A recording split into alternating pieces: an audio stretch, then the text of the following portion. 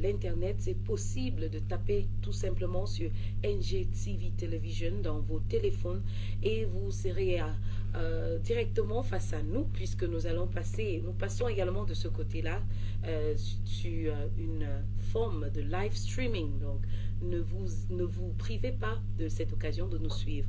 Nous avons 4 sujets à l'ordre du jour, mais avant cela, je m'en vais souhaiter déjà bien des choses à celui-là qui est à la technique ce jour. Il s'appelle Joël Didem. Il va nous conduire durant ces 2 heures d'analyse d'actualité. La mascotte de la CAN Total Energy, Mola, était à Bafoussam. C'était durant la semaine. Nous allons voir cela dans cette autre édition de Dossier de presse avec nos invités qui sont déjà installés. Espérant que les autres vont nous retrouver aussi puisqu'ils ne sont pas encore au complet. Deuxième sujet à l'ordre du jour, la zone CEMAC, la régulation du Conseil national de la communication. Ça se passe également, une fois de plus, c'était du côté de Kribi, voilà, dans la région du sud, j'y arrive, du Cameroun. Ça, c'est notre deuxième sujet à l'ordre du jour. Troisième sujet, le ministère de la Jeunesse et de l'Éducation civique, ensemble avec le Conseil national de la jeunesse du Cameroun, plaide pour la paix. Et c'était au centre de la célébration de leur 12e anniversaire qui était célébré du côté de Yaoundé. Voilà, et pour terminer, le système transitaire et les améliorations au corridor de la CEEAC, Communauté économique des États de l'Afrique centrale. Voilà, nous allons également parler de cela avec nos invités qui sont déjà là. Je m'en vais déjà vous présenter les différents acteurs qui ont accepté de se prêter une fois de plus à ce jeu. Bon après-midi, bienvenue et bonne fête de fin d'année à vous, Monsieur Lily Allen, qui est un homme politique.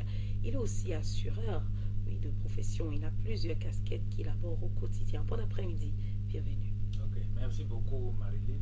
Marie-Cole. Marie-Cole, voilà. Vous m'excusez d'avoir écorché votre nom. Ça va. C'est un plaisir partagé d'être ce dimanche ce panel pour essayer de débattre sur la thématique, l'ordre du jour.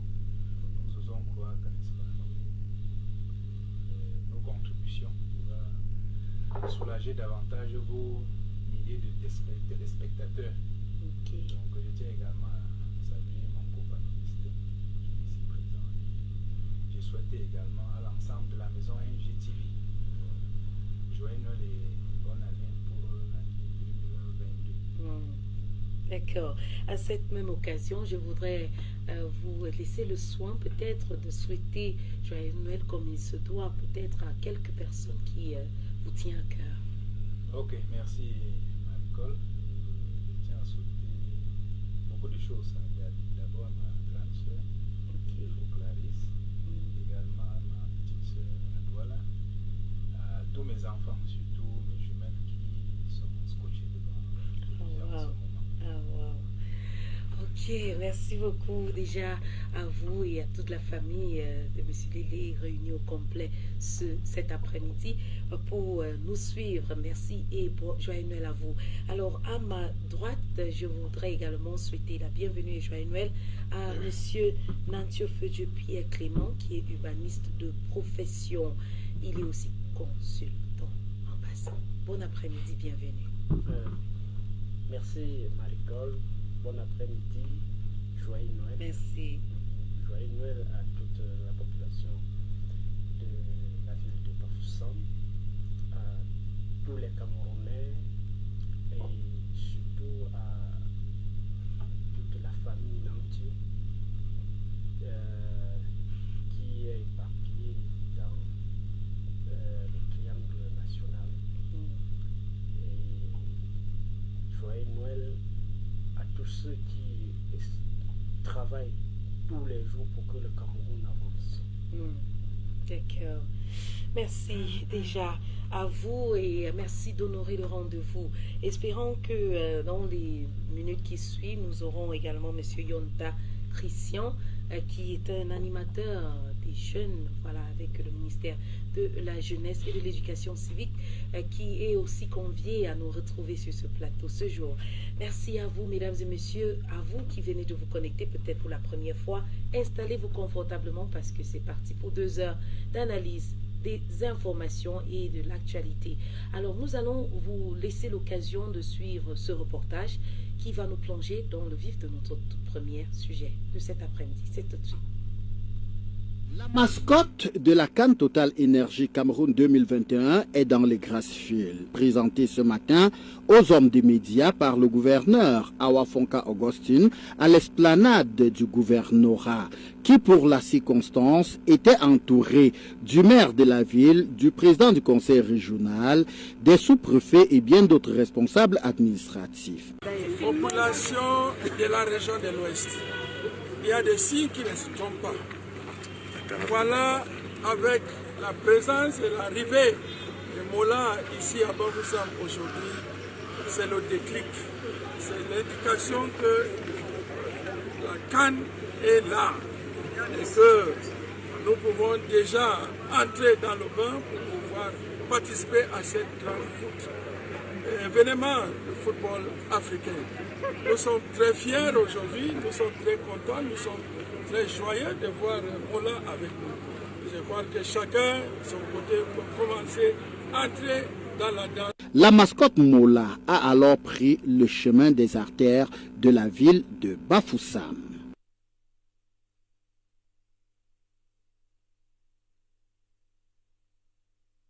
Afin de permettre à la mascotte de communier avec les populations de la région de l'Ouest en général et ceux de Bafoussam en particulier, Mola a fait le tour de la ville de Bafoussam. De l'entrée de la ville au carrefour Sokada, c'était l'ambiance totale.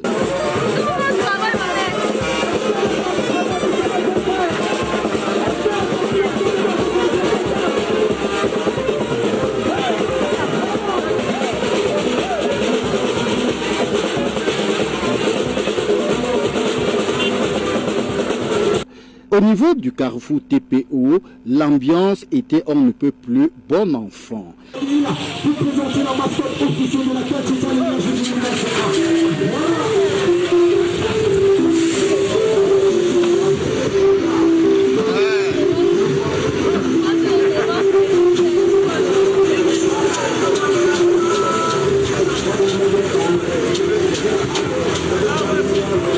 À la Totale d'en bas, les populations se sont données à cœur joie avec cette belle mascotte.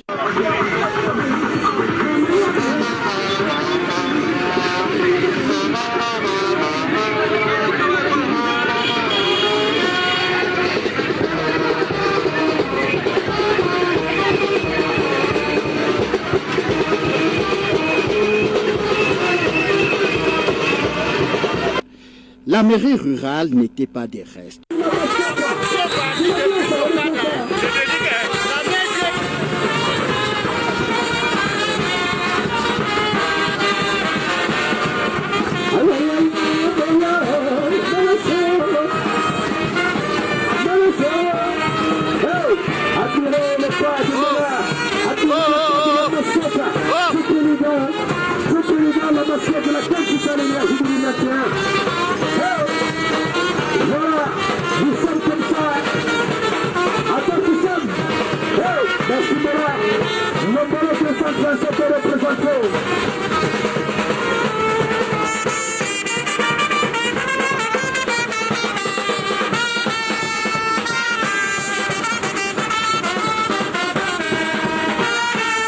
Au marché B, il aurait fallu pousser très fort pour que Tara puisse passer.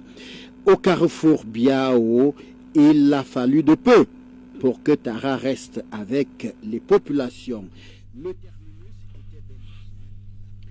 Voilà, mesdames et messieurs, voilà l'ambiance qui a animé la ville de Bafoussam dans la région de l'Ouest, avec l'arrivée de la mascotte Mola qui a fait le tour des artères de la ville de Bafoussam.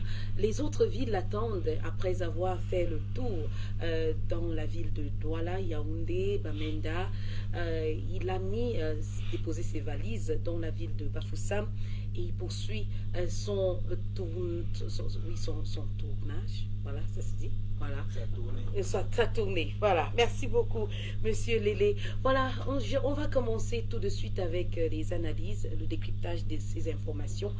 Le fait que la mascotte est déjà dans les villes en train de faire sa tournée, Monsieur Lélé, est-ce que cela anime, quel sentiment cela vous anime, vous, en tant que Camerounais, particulièrement pour un début d'abord? Ok, merci. Je dois dire ceci peut-être pour en réalité sont des faits. Vous savez qu'on a assisté à beaucoup d'improvisation, beaucoup de glissements de l'organisation de la CAN dans notre pays. Et partant de plusieurs glissements et surtout de la non-livraison des infrastructures sportives, des infrastructures devant abriter cette CAN. À un moment donné, vous savez, dans l'imagerie populaire, ça a créé également une espèce de désintéressement. Parce qu'à chaque fois, lorsque des polémiques sont créées autour d'un événement, vous voyez l'engouement que les uns et les autres avaient pour un départ. Et maintenant, à un moment donné, n'est-ce pas, il y a une certaine abstention. Donc, et puis je vois même la conception Mola. Est-ce qu'il n'y avait pas mieux que ça? Ça dit ce concept-là. Et même au-delà de ça, l'hymne même de la CAN, j'ai suivi des bribes quelque part, certains éléments quelque part. Mais je dis l'ingéniosité camerounaise, est-ce qu'on n'aurait pas pu concevoir des choses beaucoup plus bien que ça? Quand vous voyez par exemple l'hymne de la CAN que nous avons organisé en 72, lorsque vous suivez, n'est-ce pas, ce qui est la chanson faite par Manu Dibango, c'était vibrant. Mais ce que j'ai suivi récemment, vraiment, ça n'a pas l'air de quelque chose de sincère. Ça ne nous mérite pas. Donc, je dis bien que cette conception de mots-là, tout ça, avec la tournée qu'on fait dans la région, forcément, nous devrions organiser cette CAN. Même comme il y a des chantiers qu'on n'a pas encore l'idée claire, comme Olympique, on ne sait pas si ça devrait être livré, si on devra jouer l'ouverture et la fin là-bas, on est encore sur des riens. Parce que les gens dans ce pays, c'est mixé à tout. Lorsqu'on nous voyons un ministre de sport qui est devenu également un entrepreneur, donner des dates qui ne tiennent pas. Vous voyez, lorsque ça devient récurrent, on ne peut qualifier que ça d'un mensonge d'État. Parce que jusqu'à ce jour, à base de ces déclarations, jusqu'à ce jour, tout plane dans l'incertitude. Est-ce qu'on devra jouer, l'ouverture de cette CAN devra être jouée à Olympe ou pas? Donc, on n'en sait rien. Bon, maintenant, par rapport à la tournée de la mascotte, Mola, au niveau de l'Ouest, mais je pense que l'effervescence aurait pu être mieux que ce qu'on voit là. Parce qu'on fait comme si les gens avaient aussi. Je me dis, la communication n'y a été pas. Elle n'était pas. Parce qu'on aurait pu. Donc il n'y avait pas assez de foule, M. Lélé? Non, moi je ne vois pas de foule. Ah, ça. Moi-même qui suis là, je n'ai pas eu l'information. Ok. Donc, moi je pense qu'on n'a pas suffisamment communiqué. Mais l'absence ou bien la mauvaise communication peut traduire deux choses. Peut-être qu'on a communiqué et que ces gens ont un sentiment, n'est-ce pas, de désintéressement. Peut-être qu'on n'a pas suffisamment communiqué pour que les gens ne se rassemblent pas, pour qu'il y ait un bain de foule autour, n'est-ce pas, de la tournée de Mola dans la ville de Bafoussam. Toujours est-il que les Camerounais, n'est-ce pas, leur passion c'est le foot. Et le foot est davantage rassembleur. Donc, j'estime pour ma part que les effervescents devaient être plus que ce qu'on voit. Si on avait suffisamment communiqué, s'il n'y avait pas un certain nombre d'intrigues autour de l'organisation de cette CAN. Ok, d'accord. Merci, M. Lélé. M. Nancio, je vais vous poser la question également. Quel sentiment cela vous anime de voir cette mascotte faire le tour du Cameroun? Pourtant, nous avons vu plusieurs dates qui ont été glissés à propos de cette compétition. Ça devrait avoir lieu en 2021, en 2019, voilà. Et tellement de glissements. Et au jour d'aujourd'hui, nous avons l'impression que peut-être les personnes n'ont plus cet engouement, comme M. Lély disait tout à l'heure, à cause de ces dates qui ont été reportées à plusieurs reprises. Non, il faut d'abord avoir ce sentiment de satisfaction parce que il n'y a pas eu cette fois-ci de glissement. Si Mola était déjà à Bafoussam, c'était pour assurer la population que la CAN a déjà commencé, que la fête est déjà commencée. Vous savez, 2022, pour le Cameroun, c'est l'année des fêtes. D'abord, la fête du Nouvel An, et le 11 février, avant le 11 février, on sera dans la grande fête du continent, qui est la fête du foot. Le foot est rassembleur, lui-même il a dit tout à l'heure. Le foot est rassembleur. Le foot, c'est la fête, c'est la réjouissance. Et il faut juste applaudir, même si le chemin a été très long pour y arriver.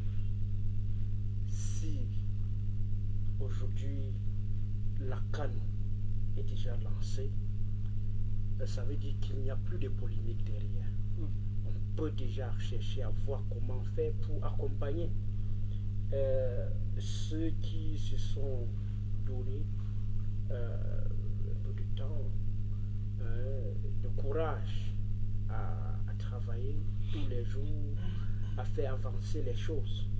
Vous savez, dans une société, il y a toujours les gens qui tirent les ficelles vers l'arrière. Mais ceux qui acceptent de travailler, on doit les encourager. On les encourage juste, puisque personne ne veut perdre le Cameroun. Personne ne veut voir le Cameroun tomber. Tout le monde est patriote. Tout le monde veut pousser les choses vers l'avant. Et ce que nous devons faire aujourd'hui, même si on n'a pas vu tout un peuple derrière cette mascotte, bon, il faut aussi parler de la communication. Il faut parler de cette communication. Peut-être les choses ont été très brèves. Ouais. C'est-à-dire qu'il fallait une préparation. Préparation pour accueillir Mola. Ouais. Vous estimez qu'il n'y a pas eu assez de préparation? Il fallait qu'on se prépare. Mais bon, même si ça n'a pas été fait, Mola était déjà là pour annoncer l'arrivée de la CAN. La CAN qui commence le 9 et les infrastructures sont déjà prêtes à Bafoussam, dans presque toutes les villes du Cameroun. Même le stade d'Olymbe dont on parle aujourd'hui, qui a fait aussi beaucoup de polémiques. On peut dire que c'est avancé, les travaux ont avancé à Olymbe. On peut déjà jouer la CAN, jouer le match d'ouverture au stade Olymbe. Vous voyez. Donc, et pourquoi tant de polémiques autour de ce stade? Nous tous savons que le chantier n'a pas été livré à temps. Ouais, et ça a causé des inquiétudes. Oui, c'est juste. Mais jusqu'à nos jours, nous avons toujours l'impression que c'est pas terminé. Mais vous pensez que même en 2023, c'est un complexe. Même en 2023, on n'aura pas fini. Oui. Mais c'est grave. C'est un complexe sportif, attention. Le stade en lui-même et le tour du stade. Mais si on a eu à reporter. Oui. On a eu à reporter cette compétition plusieurs fois. Ça pouvait permettre au moins. Oui, nous savons qu'il y a eu du retard, il y a eu des imperfections qui ont poussé le maître d'ouvrage à changer le maître d'œuvre. hein, à changer le maître d'œuvre. Et du coup, quand vous arrivez là où quelqu'un a déjà commencé les travaux, vous devrez faire une expertise avant de relancer. Je pense que c'est à ce niveau-là, puisque vous ne pouvez pas arriver et vous travailler directement. Il faut une expertise technique pour voir si la fondation que l'autre avait déjà mis là et peut supporter ce que vous allez mettre au-dessus. C'est un peu ça. Et tel que, en tout cas, c'est une infrastructure qui doit supporter une certaine charge, hein, et nécessite des études approfondies. C'est lui qui a gagné le marché, c'est pas lui qui continue à réaliser aujourd'hui. Ce qui fait que quand vous arrivez, vous devez refaire l'expertise technique pour voir si la fondation ou si le niveau où l'autre a laissé peut vous permettre d'avancer. Voilà. Maintenant, il y a aussi le côté financier où il y a des imperfections, on ne sait pas ce qui se passe avec des petites grèves qu'on enregistre tous les jours.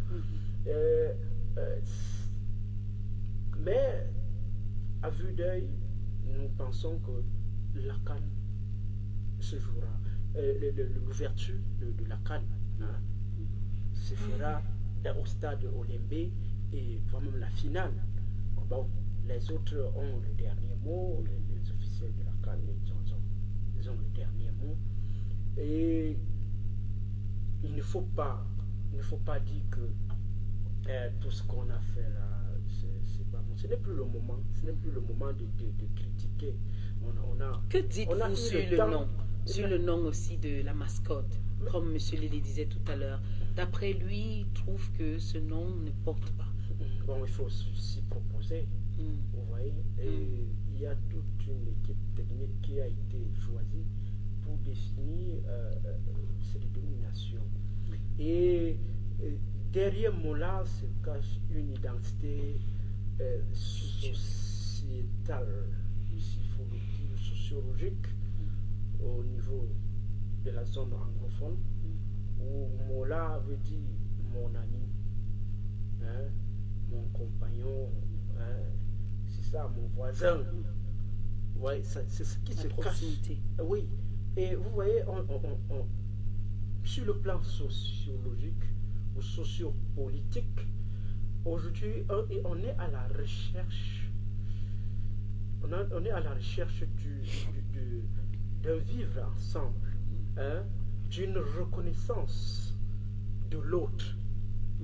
Et vous allez voir, même le Togo, qui a été choisi pour appuyer le ballon. C'est toujours cette identité culturelle du nord-ouest, en tout cas des Grassfields, hein, et y compris le nord-ouest, du sud-ouest. Et nous savons ce qui se passe de ce côté. Donc, on doit à chaque instant, à chaque mouvement, leur montrer qu'on est avec eux. Vous voyez? Et c'est pour cette raison que à chaque fois que vous allez voir un acte de l'État, on essaie de les inclure, de les considérer, de les faire ressentir cette appartenance à la chose publique. Vous voyez? Donc, le nom Mola n'a pas été choisi au hasard. Le ballon, l'habillement du ballon, hein, et même de certains teams, c'est pour montrer aux autres que, comme vous dites qu'on vous a oublié, non, vous êtes avec nous, nous sommes avec vous. Je pense. Donc, il faut juste l'étape de la présentation de la mascotte est passée et c'est le son de cloche. C'est le balafon qu'on a tapé pour dire à tous les villageois que nous sommes là. Vous êtes dans un village, quand le chef tape son tam-tam, il passe un message. Et Moula était là pour passer le message, pour dire que l'étranger arrive. Les étrangers sont là.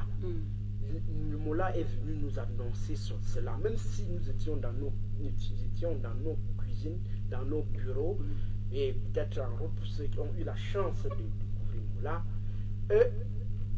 chacun sait de quoi il s'agissait. Il s'agissait d'annoncer l'arrivée des étrangers au Cameroun pour la fête que le Cameroun a organisée.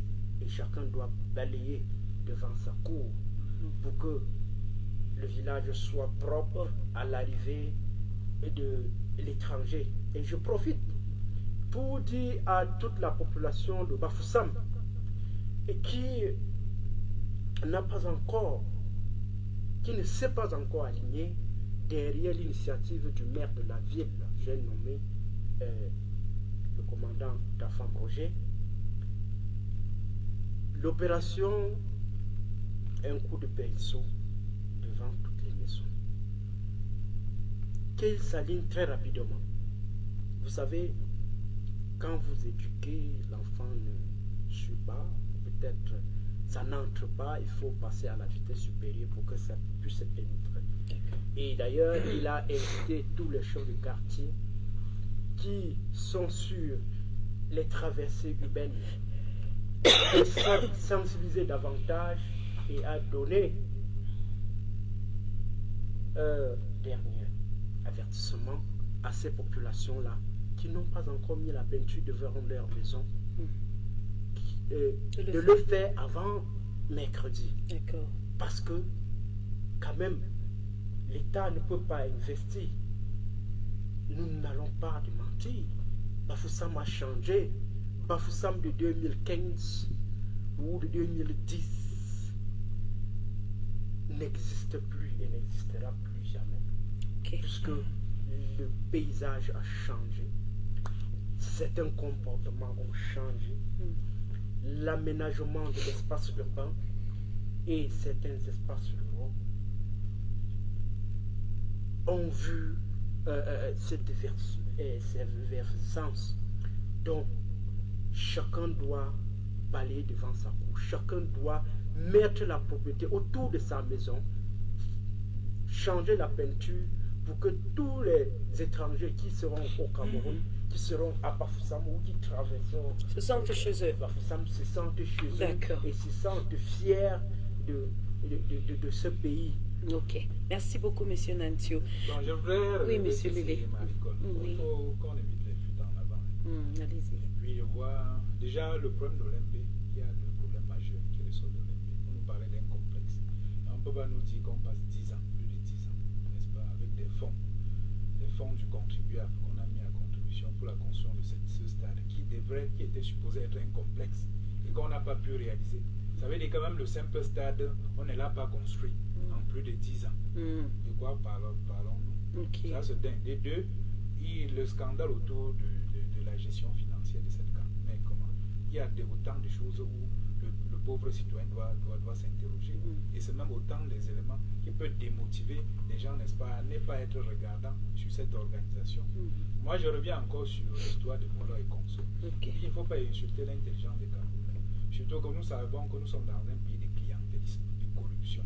Il y a des gens qui pouvaient mieux faire, mieux penser cette histoire.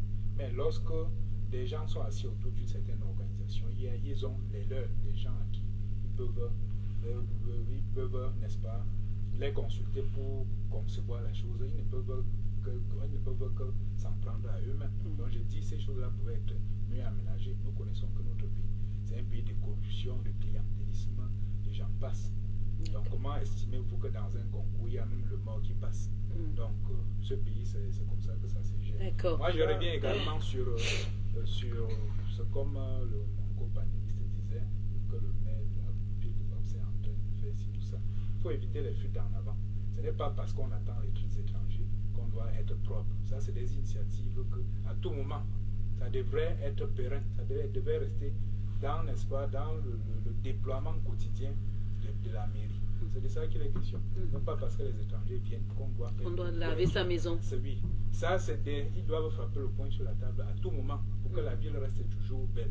Ça veut dire que quand la canne va finir même, les gens vont rentrer même dans les vieilles habitudes. Non, ce n'est pas ça. Non, le constat, c'est qu'avant qu'ils n'engagent ça, ce n'est pas on ce est qu'on tous a dans la dit. même ville. Ça veut dire qu'avant qu'ils n'engagent ça, la ville se portait comment? Mais attends, Donc, monsieur, ta femme là qui a pris cette mairie, la mairie là, Oui. il est venu bien longtemps avec la CAN, avant la CAN. Oui. Pourquoi c'est au moment où les étrangers doivent venir que la ville commence à changer de figure? Ça veut dire qu'il faut, je dis, non, il est arrivé, suivez, il est arrivé quand la ville était en chantier. Et demander aux gens de changer la peinture, c'est une continuité. Est-ce que le chantier entrait dans sa feuille? C'est une continuité. Ça n'entrait pas dans Mais sa feuille. ça n'entrait pas. Mais est-ce qu'on pouvait vous laisser changer la peinture quand il y a la poussière? Est-ce que les portions où on travaille ici en ville, Oui. ça n'a rien à voir avec les bordures de la route? Parce que ce n'est pas la même chose. Mais je me Et puis demande même les si, chantiers n'étaient je pas me demande partout. si C'est pas on était dans une même ville, puisque on voyait des tonnes de poussière pendant les travaux, des tonnes de poussière en route là, parce que les gens ont travaillé, mais on ne pouvait pas directement demander Non, aux gens moi, de je faire dis, cela. Et ce qu'on veut faire, quand on inculque ça déjà dans la tête des citadins, c'est pas seulement pendant la CAN, même après la CAN, qui veut voir sa ville sale? Personne. Et ne pensez pas que quand il y a une fête, on demande aux gens de balayer leur cou. C'est juste à cette occasion-là. Même après la CAN, et c'est ce qu'on dit d'ailleurs, vous-même vous avez reçu les mises en demeure qui demandent aux gens de le faire désormais et régulièrement pour que la ville soit propre. Parce que les voies sont bitumées. Il y a le pavoisement qu'on fait à chaque moment, le traçage qu'on a fait. La route ne peut pas être propre et on voit les bâtiments sales. Moi, Même les casses qu'on est en train de faire, c'est pour nettoyer. Les actions de salubrité. Il faut mettre un système de pérennisation. Et c'est ça qu'il est question. Il y a jeudi propreté qui est également a toujours été là, instauré même pas depuis. jeudi Mais est-ce que les gens le font? Mais Parce attention, que le jour là, il les ne faut gens pas font même le peindre marché, tout en ils noir. parlent du sport. Mais même la propriété là, ils le font. Mais il faut voit les pas, commerçants, hein. il faut pas Ils le peindre font tout pas. en noir. Non, moi, On a toujours mené ces activités. Libération des emprises, le nettoyage des carnivores. Oui, mais vous avez dit que depuis qu'il est arrivé, qu'est-ce qu'il a fait? Et pourtant, oui, non. Les bordures là, Oui. ce n'est que maintenant. Mais il est arrivé bien longtemps. Mais On ce va n'est pas que dire maintenant. que les travaux. Qui l'ont dénommé Demolition Man. C'est pas toujours vous. Et on a dit, pourquoi il casse, pourquoi il fait ceci? Gérer une ville. Vous savez, en ce qui concerne le milieu urbain, les gens ne devraient pas trop discuter sur des actions que eux-mêmes savent que s'ils sont au pouvoir, ils ne peuvent pas faire. Il faut prendre... Moi, je suis urbaniste. Chaque jour, on dit qu'il y a des ordres dans la ville. Mais vous ne voyez pas vous-même à votre proposer, niveau. donner des propositions, on va les appliquer, mais des propositions qui sont praticables. Parce que ce n'est pas facile de gérer l'homme avec ce niveau économique, de gérer l'homme qui se trouve dans une ville qui n'a pas suffisamment, qui cherche encore un niveau de développement acceptable. Et puis il y a lieu de souligner. Mais je vous ai toujours dit, Laissez M. Lélé aller. Non, c'est moi qui ai la parole, non. Vous avez arraché la parole entre les mains de M. Lélé. Je vous ai toujours dit ceci.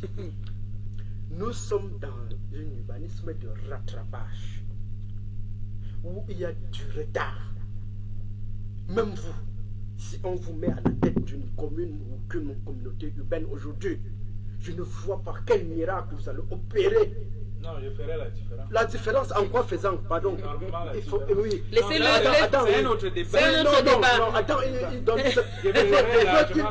C'est un autre débat. Attends, il revient à mon il peut donner. Laissez M. Lélé dérouler son point de vue.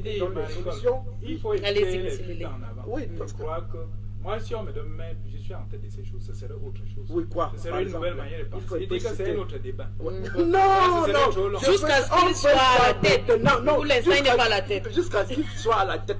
Puis, il y a ce qu'on appelle le programme politique. Monsieur, non, c'était même plus. Il y a ce qu'on appelle le programme politique. Oui. Et dans le programme politique, hein, on dit au peuple que si je suis là, voici ce que je vais faire. Voici, parce que l'autre n'a pas pu faire cela. On organisera un autre débat. Non, Voilà, non, nous sommes là. Pour l'instant, parlons de Mola. Est-ce qu'il faut de la mascotte? Moi, il faut toujours dire que l'autre n'a rien fait, sans toutefois dire qu'il aurait. Non, mettez l'autre également à l'épreuve. J'ai dit, si je suis à la tête, je veux penser la chose autrement. Non. Ça, c'est. Non. Maintenant, j'apporterai les éléments après. C'est vrai que même pas écrit, je vous le donnerai. Voilà, Non, même pas écrit. Il vous a déjà même donné l'occasion. Il va vous donner à la fin. Je vais faire une conception de la chose. Là, je vous remercie. Nous ne sommes même pas là pour ça pour l'instant. Voilà. Moi, je dis, Maricole, il faut éviter les fuites en avant. Allez-y. Quand on a fait ci ou ça. Il va même de la gestion globale de notre pays. On gère, c'est la cacophonie globale. Oui. Il y a une imprévisibilité dans la gestion. Voici ce qui caractérise le Cameroun. D'un des deux. Maintenant, tous ces gens-là qu'on casse, ces petits commerçants. Oui. Le recasement, c'est comment? Est-ce qu'on a pensé? On a toujours proposé. Où sont les lieux de recasement? On a toujours proposé. Ça, c'est encore d'autres débats. Non, on a toujours proposé. Je vous ai dit, vous pouvez répondre après. Vous n'êtes même pas obligé de lui donner réponse tout de suite. Monsieur Nancio. Les marchés sont vides, les boutiques sont vides. Oui. Et même le marché de fruits, on a demandé aux gens de. Non, on a en train de construire un espace où on leur le gaz provisoirement. Revenons sur le sujet. Revenons sur le sujet. Proprement dit. Monsieur Lélé, vous avez la parole. Tout à l'heure, Monsieur Nancio parlait également du nom Mola. Il a décrit, il a donné dans les détails de quoi il s'agit. Pourquoi ce nom? Il a donné quelques explications qui, d'après... Non, moi je dis, Maricole, oui. Les Camerounais sont tous des patriotes et des nationalistes. Oui, bien sûr. Et il ne faut pas qu'à un moment donné, quand les gens ont c'est-à-dire une orientation dans leur pensée, dans leur manière de faire. Et que il n'y a pas d'orientation. Monsieur Nancy, vous n'êtes pas obligé de répondre tout de suite. Vous avez votre temps je ne de parle pas parole. de vous, ça c'est globalement.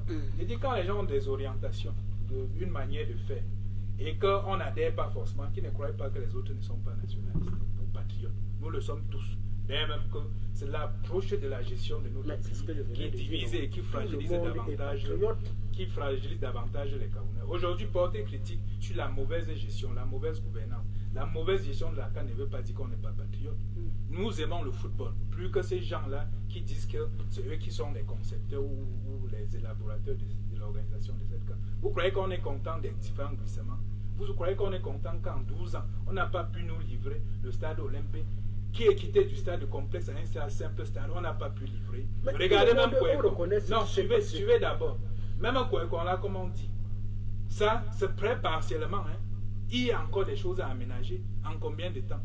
Il s'agit de quel pays? Donc, c'est quand on aura 50, c'est quand on engage un processus, on le réalisera sur 100 ans. Non, il faut qu'on arrête avec la réflexion. Voilà. Et la CAN est prévue pour le mois de janvier 2022. Nous sommes tous des patriotes dans ce pays. Okay. Mais les gens qui nous gênent ne sont pas des patriotes. C'est ça qu'il est question. Maintenant, l'aspect Mola, suivez-moi d'abord. L'aspect Mola, avec tout ce qu'on fait, et vous allez voir, c'est des tournées budgétivores. Si on vous dit ce qui est en dessous, en termes de moyens pour cette tournée-là, mais vous allez mettre les mains sur la tête. Vous allez oublier qu'on a augmenté l'huile des palmes. Le panier de la ménagère a pris un coup. Mais on ne se soucie même pas de ça. Autant de choses. Vous croyez que les gens qui auront faim auront quel courage même d'aller au stade? Madame, autant de choses. À mon niveau, en tant que fils du pays, hein, j'observe ce qui se passe. Peut-être lui, il a une autre vision de la chose. Hein. Tout ce que je peux dire, hein, c'est de dire enfin la CAN. Qu'est-ce que je peux faire pour que cette CAN se déroule normalement? Vous savez, quand vous vivez dans une famille, il y a des disputes partout. Même s'il y a quelqu'un qui a pris un morceau de viande et qu'on était en train de le réprimander, dès que l'étranger vient, on garde d'abord ses linges sales. Okay. On attend l'étranger. L'étranger doit partir avant qu'on ne déballe. Oui. Ok. Et c'est déjà le moment. Certains sont même déjà au Cameroun. Est-ce que c'est le moment de dire que Moi, je dis, il y a eu des tournements, il y a ceci, il y a cela, il y a cela. Il faut qu'on soit réaliste. Dans un pays où il y a d'abord une crise sociale très aiguë, avec des différents Vous voulez qu'on annule la CAN? avec des différents conflits à tous les niveaux. Vous croyez On que a assez glissé, vous croyez hein, que les dates. l'usager du nord-ouest, du sud-ouest, il vivra cette même CAN au même titre que moi qui suis ici? Ce n'est pas possible. Qu'allons-nous faire donc? Qu'est-ce qu'on devra faire? On annule? Qu'est-ce qui coûte à ce gouvernement de mettre la paix dans ces zones? C'est-à-dire on annule d'abord la CAN ou comment? Non, moi je dis, un événement pareil devait être, si tout le monde devait il devait avoir un sentiment de fierté nationale. Oui, tout le monde. Oui, c'est-à-dire que la joie de cette CAN-là, tu l'auras au même titre que tout le monde. C'est de ça qu'il est question. Oui, maintenant, c'est ce que tout le monde souhaite. je prends le fait récent dans le Septentrion, où il y a eu, n'est-ce pas, ces échanges catastrophiques, où on a assisté à des morts, où l'État n'a pas anticipé dans la gestion de cette crise-là, où on connaît le problème depuis longtemps. Il était question, n'est-ce pas, de faire une claire répartition entre les agriculteurs, les éleveurs et consorts pour mettre la paix. Il y a les moyens de le faire, mais on ne l'a pas fait. Et vous avez vu la promptitude du président tchadien. La CAN, c'est la fête. D'accord, merci. Nous allons quitter. Nous allons sortir de ce mais les conditions d'organisation de cette CAN-là, nous la contestons. Nous aimons la CAN et on ira à cette CAN. Mais nous contestons tous les préalables qu'il y a eu autour de la construction. Et c'est pour ça que je vous dis que personne n'est fier du malheur de l'autre. Personne n'est sadique. Non, personne n'est c'est que le maire de la ville, ça c'est sa conception. Lui, moi, ça peut, j'aurais pensé la chose autrement. Qu'on ne dise pas que quelqu'un a des idées d'évangélisateur jusqu'à ce qu'on ne... Non. Ce qu'il fait là, ça c'est pour lui. Je dis, il y a beaucoup de choses. Oui, c'est pour lui. D'accord. Ok, merci beaucoup. On va sortir. Et quand ça sera à votre tour, on va aussi voir. Voilà. Vous me retrouvez maintenant dans le mois. Se transforme en paradis. Voilà, justement. Merci beaucoup. On attend ce moment-là impatiemment. Merci déjà à vous pour vos différents points de vue sur la question de ce jour. La mascotte Mola qui était dans les artères de la ville de Bafoussam. C'est ça qui nous faisait discuter autant. Nous allons quitter pour vous accueillir dans notre deuxième sujet. C'est tout de suite. Le président du Conseil national de la communication, Djotche Bonken Kalabousse, était entouré de ses pairs à Kribi autour des régulateurs du secteur des médias. Et il sera question lors de ce séminaire de faire face aux problèmes d'évolution technologique de ce secteur névralgique dans la CEMAC. Nous sommes victimes de ces effets à travers les réseaux sociaux. Les réseaux sociaux sont comme un outil, un couteau, mais quand vous l'utilisez mal, vous vous blessez. La plateforme fédère les cadres juridiques autour des visions d'assainissement du secteur de la communication au Gabon, au Cameroun, au Congo, au Tchad, en RCA, en Guinée équatoriale, au Rwanda, au Burundi, à Sao Tomé et Principe. Le réseau des instances de communication africaines dont le Cameroun assure la présidence, a opté pour une régulation transfrontalière. Le président en exercice, Djotche Bonken Kalabousse, y voit une solution par rapport à la gestion de l'information, un véritable défi à relever. C'est une occasion pour l'Afrique centrale de créer une plateforme des régulateurs pour essayer de fédérer, affronter les challenges qui nous minent. En présence du préfet de l'Océan et des membres du Conseil national de la communication, cette rencontre permet ainsi au président des instances de réguler la communication en Afrique centrale et d'harmoniser leur réglementation. Installé hier à la place des fêtes de Bafoussam avec 6 autres de ses collègues du MINFOPRA, MINEFOP, MINADER, MINEPIA, MIFOP, Del Campost et le village artisanal, le délégué régional de la communication a saisi l'occasion pour parler à cœur ouvert aux journalistes. L'information par rapport au fake permettre qu'une région comme celle de l'Ouest ait une information saine. Et cela permet à la région de construire un discours qui lui permet de s'inscrire de façon optimale et de façon optimale dans la construction de la nation camerounaise. Parce que la communication vient faire l'éclairage sur toutes les autres activités dans un pays. Et nous devons nous consacrer dans la région de l'Ouest surtout.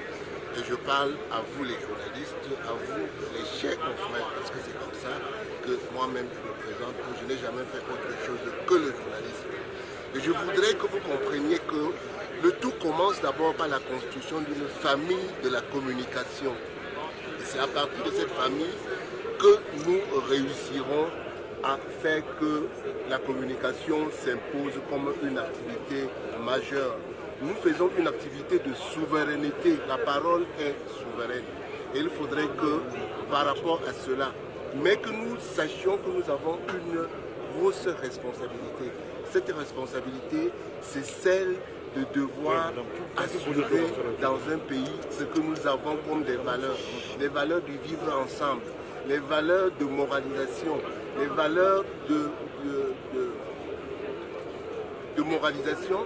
Il faudrait que toutes ces valeurs soient sauvegardées parce que nous, les journalistes, chaque jour, nous devons, par l'éducation citoyenne, enseigner à la population que tel comportement est nocif à la société. Il nous revient cette responsabilité. Et on nous respectera d'autant plus que nous saurons nous-mêmes nous respecter. En cela, je vais dire, le journaliste dans sa pratique quotidienne du travail devrait savoir se faire respecter. Des conseils qui ne sont d'ailleurs pas entrés dans les oreilles de sourds, car présents devant lui en grande majorité pour cette cérémonie d'installation riche en sons et en couleurs. Bon retour, mesdames et messieurs, vous êtes toujours sur la NGTV, c'est dossier de presse et la parole est souveraine d'après les mots du délégué de la communication régionale d'ailleurs, de la région de l'Ouest plus précisément. Voilà, nous allons laisser le soin à nos invités qui sont déjà là pour nous dire un mot sur la question de cette régulation également qui a eu lieu du côté de Kribi. C'était une assise qui a eu lieu du côté de Kribi, dans la région du Sud, avec Joe Chebonkem Kalaboubse à la tête du Conseil national de la communication. Alors, Monsieur Nantio, je commence par vous. Les réseaux sociaux apparemment sont devenus un espace où tout le monde y va comme il veut et parle comme il veut. Apparemment, il est temps qu'il y ait une régulation de ce côté-là. Oui, évidemment. C'est du désordre total où tout le monde est journaliste et il peut se permettre à faire n'importe quoi et n'importe où.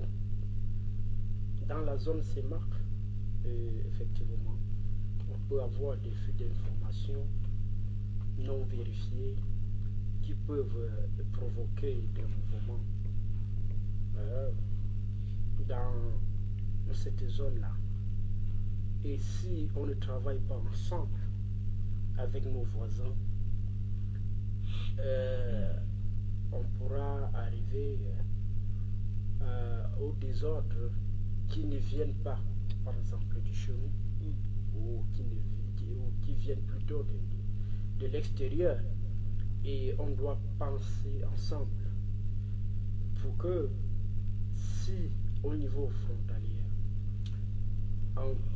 il y a une information que celui qui est de l'autre côté confirme que cette information est vraie, ou peut-être l'enlève de la toile. Vous voyez un peu.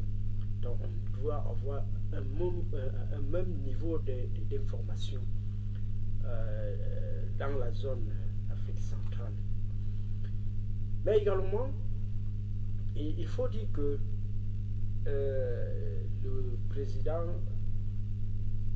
depuis qu'il est arrivé, il essaye d'assainir le secteur et de voir comment on peut essayer de mettre ceux qui créent des informations pour déstabiliser la société, comment on peut faire pour les mettre de côté. Vous pouvez redresser pour que cela n'arrive plus jamais. En passant maintenant, il faut souhaiter la bienvenue au nouveau délégué de la communication pour l'Ouest et lui souhaiter bon vent parce que qui est d'ailleurs un ancien. Oui. Il a juste été reconduit. Mais il est à nouveau entre nous et on va dire que l'Ouest a besoin d'être informé. L'Ouest a besoin d'être vendu, entre guillemets, en termes du potentiel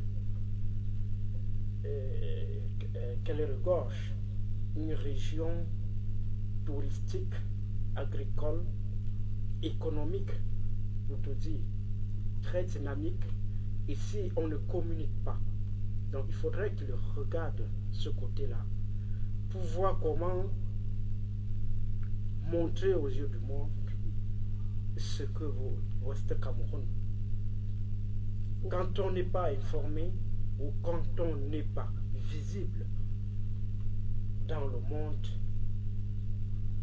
on ne progresse pas. Et aujourd'hui, l'information ou la communication a une puissance dans le monde moderne, dans le monde du 21e siècle, où on a les acteurs de développement ont besoin d'être vus, d'être sollicités ailleurs. D'accord. Oui. Okay. Je pense que c'est pour le moment, c'est ce que je peux dire à ce sujet-là. D'accord, merci. Alors, monsieur Lélé, on va également vous poser la question sur les paroles haineuses qui sont également véhiculées à travers ces espaces, cyberespaces, par des personnes qui s'auto-proclament des fois les journalistes en ligne, les blogueurs, ainsi de suite. Alors, comment faire pour réguler complètement, pour enlever ces brebis galeuses, si on peut le dire ainsi, dans ce domaine qui, ma foi, est souveraine, comme le délégué a dit tout à l'heure. Ok, merci beaucoup, Mariko. Il faut d'abord relever que la première guerre, l'une des premières batailles, c'est la guerre de la communication. Et puis on ne communique pas n'importe comment. Ok. Ce qui fait que ce secteur mérite d'être régulé. J'apprécie l'initiative du président du CNC camerounais qui a eu à regrouper les partenaires de la sous-région pour essayer de mettre sur pied, n'est-ce pas, un certain type de fonctionnement afin d'assainir le milieu de la communication.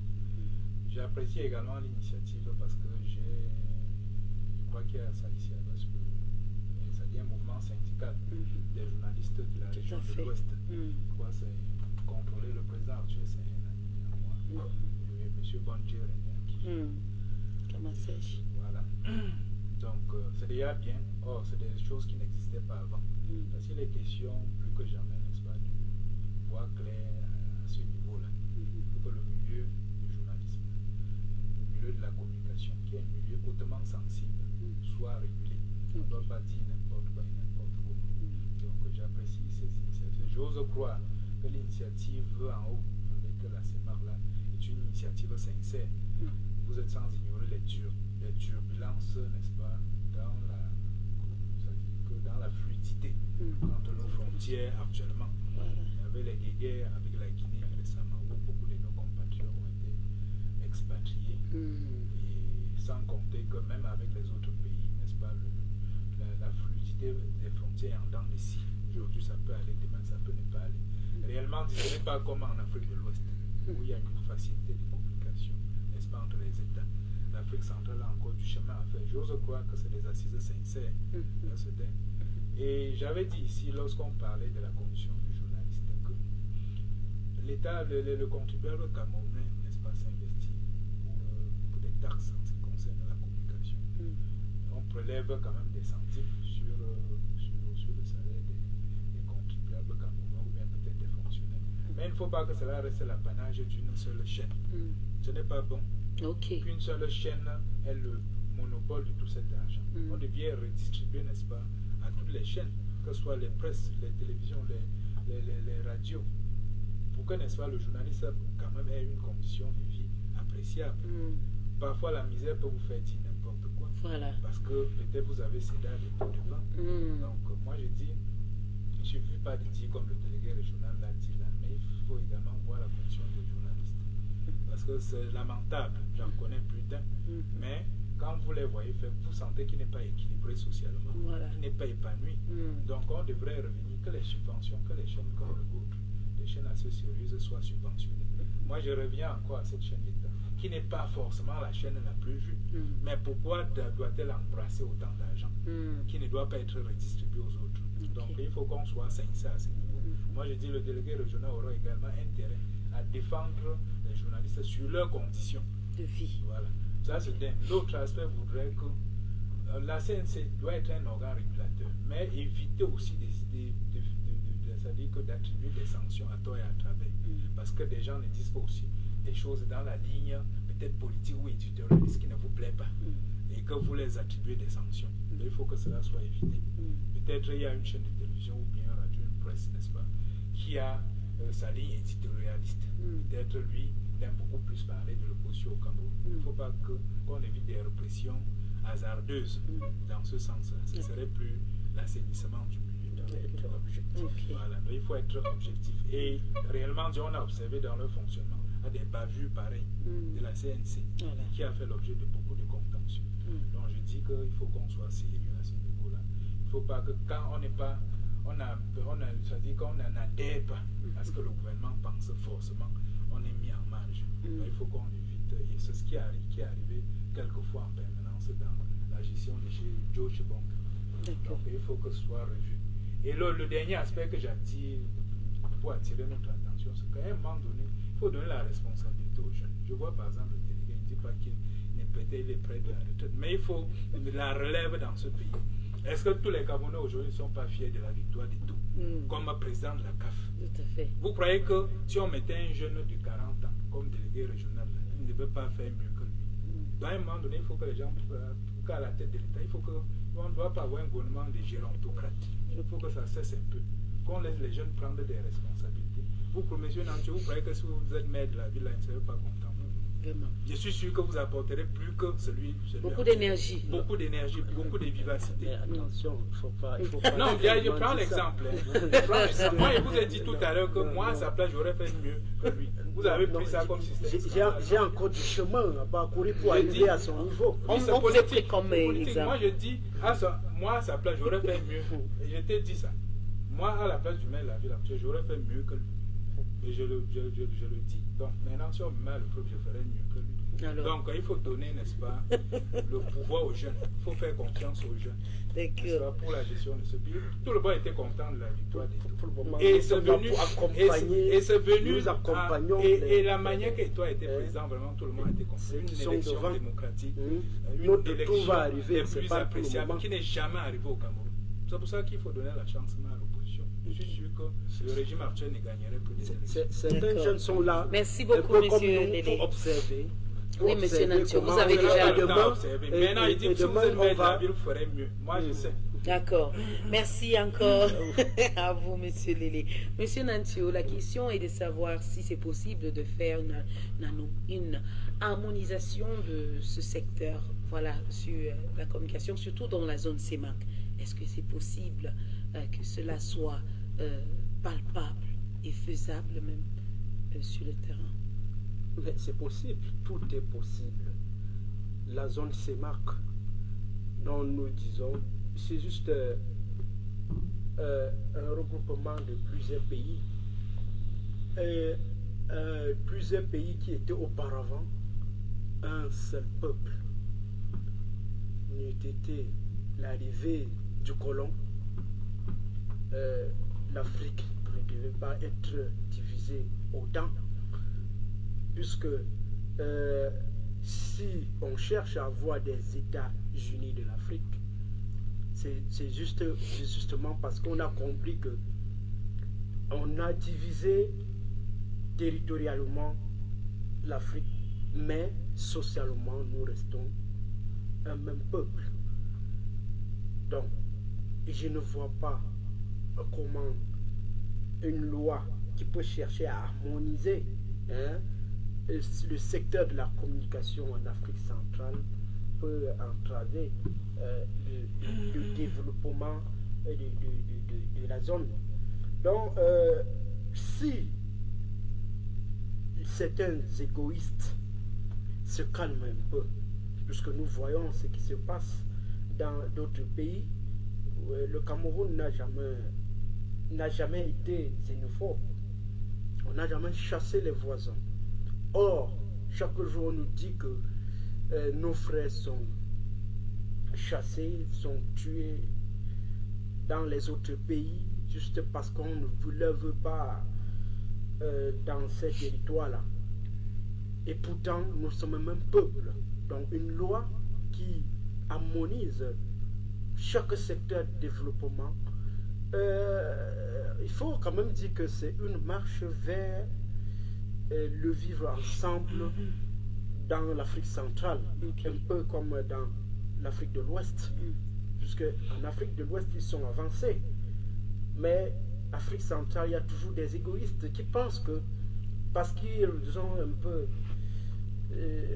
de bananes plantains aujourd'hui, ils se permettent de dire du n'importe quoi à celui qui lui donnait à manger hier et qui continue même toujours à le faire. Donc, si il faut taire nos égoïsmes, je pense que en pensant ensemble, le développement sera global. D'accord. Oui. Ok. Merci. Moi, je voudrais dire ceci, Malcolm. Je dis, comme je l'ai dit tout à l'heure, il faut que la coopération en Afrique centrale soit sincère. Oui. Parce que j'ai l'impression dans le cheminement quotidien qu'il y a l'absence de sincérité. Il y a d'autres qui donnent un peu plus. La coopération. C'est ce mauvais jeu géopolitique. Moi, je ne suis pas sûr que quand les présidents de nos États, au niveau de la CEMAC, se rencontrent, je ne suis pas sûr qu'ils se disent les vérités. Parce que comment comprendre qu'à ce jour, il y a des comportements xénophobes, n'est-ce pas, dans certains États. Vraiment, ce n'est pas acceptable. C'est pour ça que j'espère que l'assise qui a été faite au niveau du crédit ne va pas coucher des monnaies.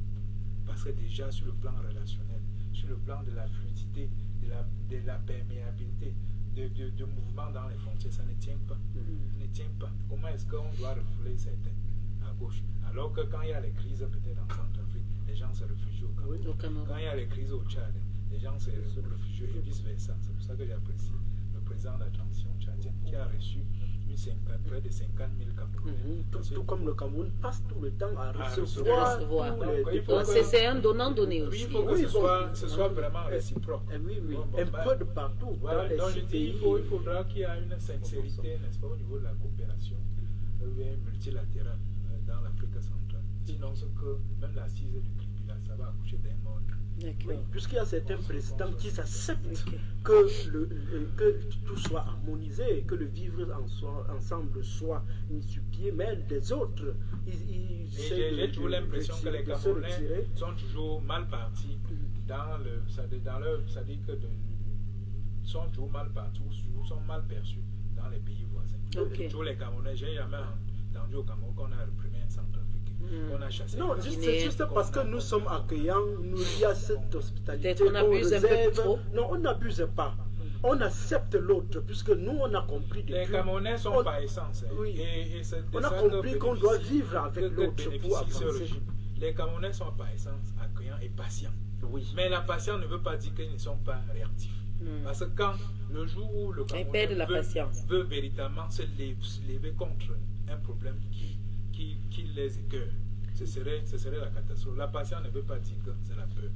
Mais les Camerounais sont hospitaliers. Oui, mais sur ce côté-là, je loue tous les Camerounais de rester dans cette même... Parce que le vivre ensemble qu'on prononce tous les jours. Pour accueillir les autres, accepter l'autre. Et c'est ça qui va faire à ce que nous restions en paix. Oui, on a affaire beaucoup plus à un État qui passe le temps à diviser pour mieux régner. Mais les Camerounais ont cette notion, culture de vivre ensemble. Nous voyageons beaucoup. Je suis allé de l'Est à l'Ouest partout. Mais les Camerounais ne sont par essence accueillants. Il ne s'agit pas d'un travail de l'État, non. Ça y va, n'est-ce pas, des habitudes des Camerounais. C'est ça qu'il est question. S'il va falloir seulement regarder tout ce qui se passe au quotidien, non, les Camerounais auront pris des poignards entre eux. Mais les Camerounais ont cette culture-là. Il faut féliciter tous les Camerounais dans ce sens. Parce que s'il fallait regarder la gestion de ce pays, vraiment, qui passe le temps à diviser, d'orpiller les gens de gauche à droite, non. Je crois qu'on serait fragmenté depuis. Et on ne penserait même pas au vivre ensemble. Parce que quand les gens font trop l'apologie du vivre ensemble, c'est comme s'ils mettaient des éléments nécessaires pour qu'on vive ensemble. Non, il n'y a rien qui soit fait dans ce sens. Mais les Camerounais, par nature, ont cette culture de la paix, de l'accueil. C'est ça qui caractérise les Camerounais. Ok, d'accord. Merci beaucoup à vous pour vos différents points de vue. Mesdames et messieurs, vous êtes toujours sur la NGTV, ces dossiers de presse. Nous allons tout de suite vous conduire dans notre prochain arrêt qui va parler du ministère de la Jeunesse et de l'Éducation civique, ensemble avec le Conseil national de la jeunesse du Cameroun, qui ont célébré leur 12e anniversaire, et au centre de cette célébration était la paix. C'est tout de suite.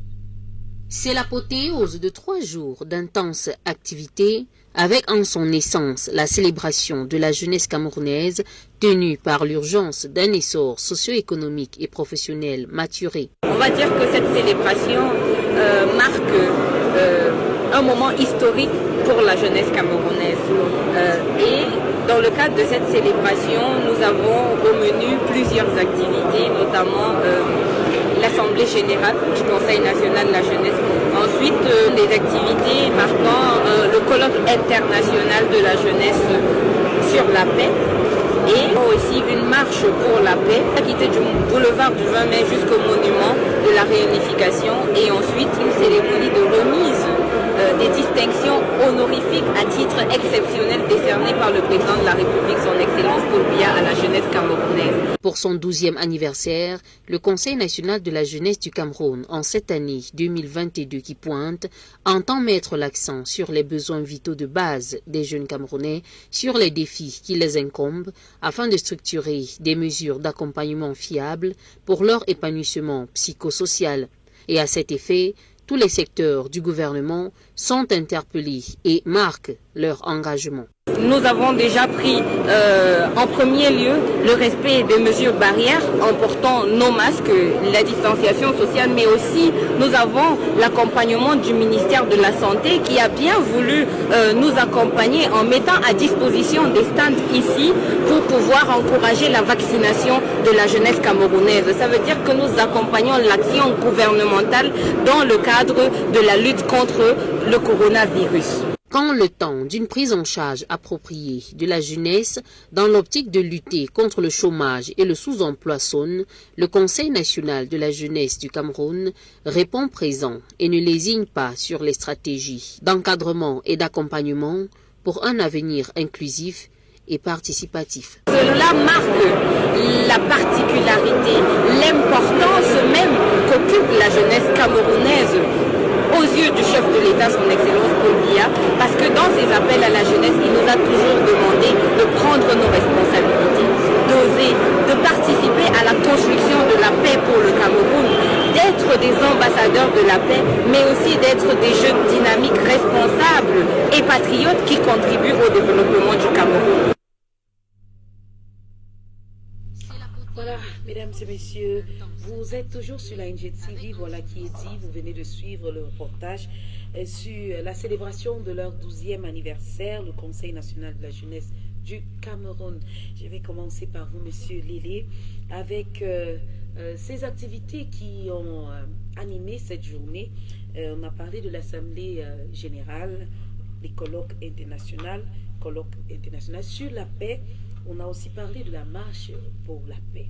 Alors, est-ce que c'est possible de trouver la solution de paix à travers des assises comme ce que nous avons vu là et les célébrations comme ce que nous avons vu à travers la jeunesse du Cameroun? Ok, merci Marie-Colin. Moi, je dis la jeunesse camerounaise est en déperdition totale. Parce que de pareils colloques, chaque année, ça s'organise, non? Est-ce qu'à chaque fois, il y a le point sur ce qui est... Est-ce qu'elle a donné le bilan de ce qui s'est passé là? L'état d'avancement des travaux des travaux au niveau de leur CNFJC. Est-ce qu'il y a un bilan a été présenté au préalable pour dire on a fait ci et ça, n'est-ce pas? Voilà les résultats. Parce qu'à un moment donné, il faut rendre compte. Maintenant, l'année-ci est venue, on nous parle selon le chef de l'État. Vraiment, il faut que les gens évitent d'utiliser abusivement le nom du chef de l'État pour faire n'importe quoi. Et c'est ça qui caractérise beaucoup de nos administrateurs. Suivant le chef de l'État, est-ce que le chef de l'État a besoin de ça? Que chaque fois, on prononce son nom. Alors qu'au fond, même ils sont en train de mal faire. On prononce le nom du chef de l'État à titre de propagande. Pour que peut-être le chef de l'État, s'il est en train de visionner, qu'il jette un coup d'œil sur.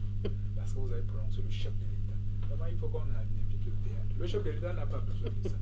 Il a besoin que vous lui présentez un travail sincère et serein pour dire voilà ce que j'ai effectivement fait. Voilà les tâches qui m'étaient assignées. Voilà le bilan de ce travail. Mais vous avez des gros hommes, des ministres, ils passent selon la vision du chef de l'État, son excellence. Le chef de l'État n'en a pas besoin. Pour qu'on évite la cacophonie, on nous raconte des histoires. Alors que le chef de l'État lui-même attend de vous des bilans. Vous prononcez son nom à titre de propagande, comme si c'était le RDPC.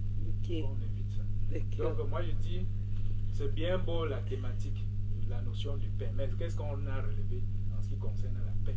Est-ce qu'ils ont parlé des différentes crises qui secouent le Cameroun? Parce que c'est ça qui, n'est-ce pas, handicape la paix dans notre pays. Donc, pour le moment, moi, je n'ai pas la quintessence du fond de leurs assises. Qu'est-ce qu'ils ont évoqué réellement? Quel était leur bilan de l'année passée? Mais j'ose croire qu'ils n'ont pas un bilan approprié. Et que des colloques pareils, c'est des colloques budgétivores. Vous allez entendre que le montant qu'on les a assigné là-bas, pour faire aussi le folklore, le paraître, un peu comme certaines fédérations sportives au Cameroun.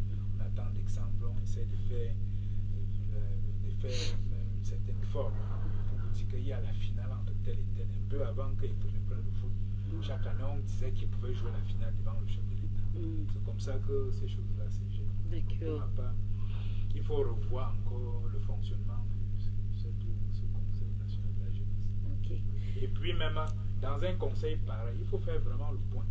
L'année passée, oui, il y a des jeunes qui ont engagé telle activité, telle chose. Voilà le point sur ce qu'ils ont fait. De l'ouest, dans les 10 régions. Il faut être capable de dire, ça a impacté partout. Voilà. Mais tout ce qu'elle fait là, c'est une navigation à jour. D'accord. Ok. Monsieur Nancio, la question également vers vous est de savoir si réellement les jeunes qui se prêtent à ce jeu de plaider pour la paix au Cameroun n'est pas la bienvenue. C'est pas la bienvenue. Ouais. Évidemment, c'est la bienvenue. Parce que il faut pas toujours dire que ce qu'on fait là ne peut rien apporter. Moi, je pense que même si vous criez, ça ne passe pas. Il faut toujours crier, il faut continuer. Parce qu'on ne sait jamais. Oui, ça va influencer quelques-uns. Pourquoi le thème est centré sur la paix? C'est justement parce que le Cameroun est à la recherche de cette paix. Il y a quelques parties du pays qui sont un peu dans le désordre, on va dire, en guerre entre guillemets. Et quand il y a la guerre, tout ce qu'on veut à la fin, c'est la paix. Et c'est pour ça que la paix est au centre de tout ce que nous faisons. La paix est au centre de toutes les thématiques, de toutes les célébrations. Même la CAN que nous voulons que ça se passe dans les bonnes conditions, va influencer, va aussi apporter un peu de paix au pays. Vous voyez. Donc, je ne vois pas pourquoi on va dire que mettre la paix au centre de cette célébration est une mauvaise chose. Non.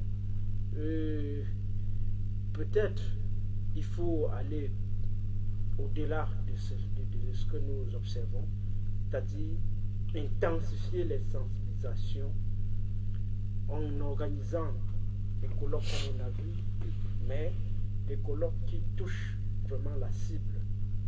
Donc, je pense que les initiatives telles que ce que le ministère de la Santé a fait sont toujours les bienvenus. Et puis, il faut donner l'occasion à tous ceux qui ont l'opportunité de prêcher la paix dans le pays, de le faire. Et nous-mêmes, parce que quand on passe le temps à dire que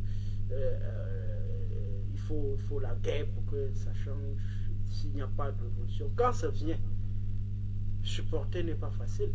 Nous voyons, en tout cas, on a eu l'expérience en 2008 et on a vu ce qui s'est passé.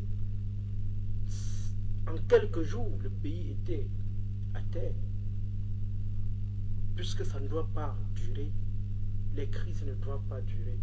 Et c'est ce que nous cherchons aujourd'hui, à éteindre ce qui se passe à l'extrême nord, au nord-ouest et au sud-ouest du pays, même dans certaines parties de l'est et du sud. Parce que quand vous êtes un pays où les yeux sont braqués pour des détails qu'on n'ose pas trop citer ici, on doit faire très attention. C'est vrai que on peut dire que certains ont failli quelque part à ne pas faire ce qu'il fallait faire, c'est-à-dire faire leur travail ou appliquer ce qu'il fallait appliquer. Mais quand on constate que ça aboutit à quelque chose, on cherche d'abord à l'éteindre.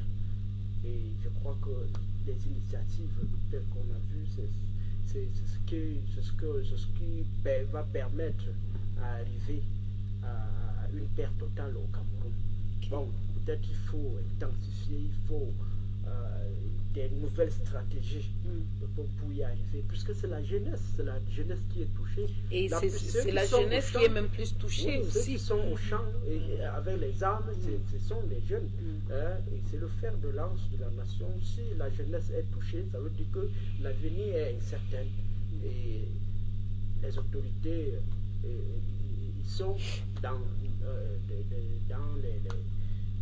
on va dire, ils sont à la recherche des mesures adéquates pour éteindre la guerre. Nos eaux et à l'extrême nord, bon, c'est vrai que les guerres ne sont pas les mêmes. Ces guerres sont très différentes. Il y a la guerre socio-politique et puis l'autre c'est une guerre vraiment, on va dire, conventionnelle. Oui, à l'extrême nord, où l'ennemi c'est celui qui est à la recherche de nos biens, quoi. Or, de l'autre côté, s'il y a eu des malentendus, il y a eu des mauvaises gestions quelque part, et ça aboutit à ce que nous voyons aujourd'hui. Donc tout le monde souhaite que cette partie revienne à la paix et que le Cameroun continue. Donc que le gouvernement multiplie les stratégies, les bonnes stratégies pour que nos amis qui sont au champ, qu'ils sortent et qu'ils intègrent la société dans les bonnes conditions. D'accord. Je vais relever quelque chose.